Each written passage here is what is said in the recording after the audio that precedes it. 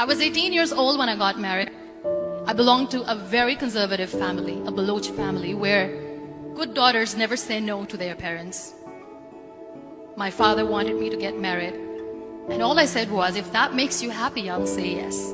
And of course, it was never a happy marriage. Just about after 2 years of getting married, about 9 years ago, I met a car accident. Somehow my husband fell asleep and the car fell in the ditch.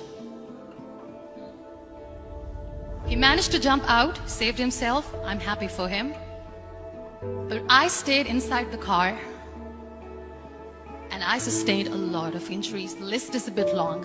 Radius ulna of my right arm were fractured. The wrist was fractured. Shoulder bone and collarbone were fractured. My whole rib cage got fractured. But that injury that changed me and my life completely was the spine injury. Many people came to rescue. They gave me CPR. They dragged me out of the car. And while they were dragging me out, I got the complete transection of my spinal cord. Those 2.5 months in the hospital were dreadful.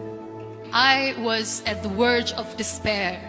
One day, doctor came to me and he said, well, I heard that you wanted to be an artist, but you ended up being a housewife. I have a bad news for you. You won't be able to paint again. Next day, doctor came to me and said, your spine injury is so bad, you won't be able to walk again. I took a deep breath and I said, it's all right. Next day, doctor came to me and said, because of your spine injury and the fixation that you have in your back, you won't be able to give birth to a child again. That day, I was devastated. I started to question my existence. Why am I even alive?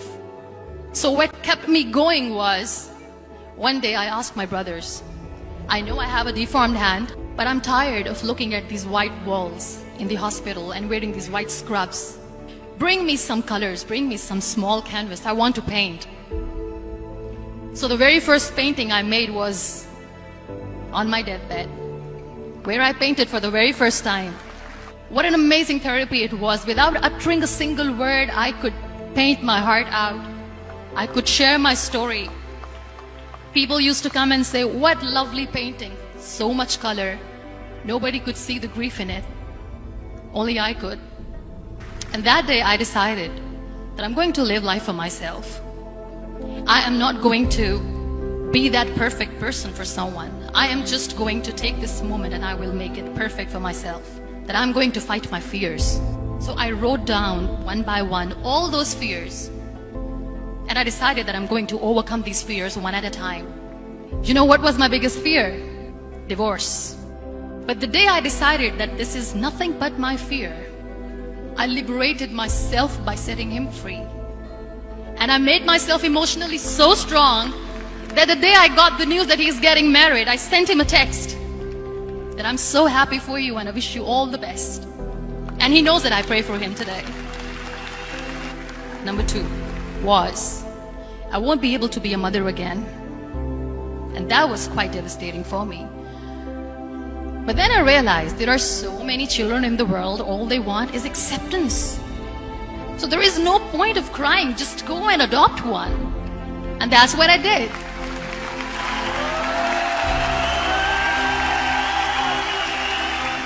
I gave my name in different organizations, different orphanages, and I waited patiently. 2 years later, I got this call from a very small city in Pakistan. I got a call and they said, are you Muniba Mazari? There is a baby boy and would you like to adopt? I could literally feel the labor pain. I said, yes, yes, I am going to adopt him. I am coming to take him home. And that day, I was 2 days old, and today he's 6. You know, when you end up being on the wheelchair, what's the most painful thing? People think that they will not be accepted by the people because we, in the world of perfect people, are imperfects. So I decided to appear more in public. I started to paint. I have done a lot of modeling campaigns. I decided that I'm going to join the national TV of Pakistan as an anchor person. I became the National Goodwill Ambassador for UN Women Pakistan, and now I speak for the rights of women, children. I was featured in BBC 100 Women for 2015. I'm one of the Forbes 30 under 30 for 2016. So when you accept yourself the way you are, the world recognizes you. It all starts from within. We have this amazing fantasy about life. This is how things should work. This is my plan. It should go as per my plan. If that doesn't happen, we give up. I never wanted to be on the wheelchair. Never thought of being on the wheelchair. This life is a test and a trial, and tests are never supposed to be easy. So when you're expecting ease from life, and life gives you lemons, then you make the lemonade, and then do not blame life for that. It is okay to be scared. It is okay to cry. Everything is okay, but giving up should not be an option. They always say that failure is not an option. Failure should be an option, because when you fail, you get up, and then you fail, and then you get up, and that keeps you going.